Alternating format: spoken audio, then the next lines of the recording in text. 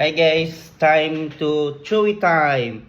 Tapos meron siya nakalagay na Jeremiah 29 verse 11. So anong verse yun? Yan o. Mango siya, mango. Mango, ito yung laman niya.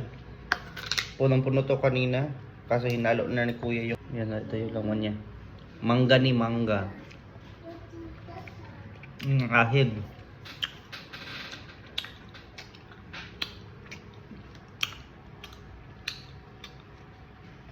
Asim.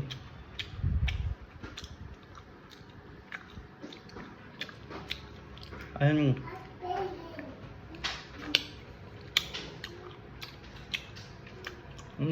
Asim. Pali yung lasa niya ay maasim, maalat, sobrang tamang tamis din pero sobrang asim. Asim. Yes. Asim. Asim.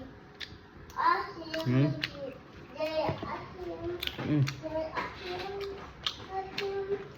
Oh, this one. Ayoko na.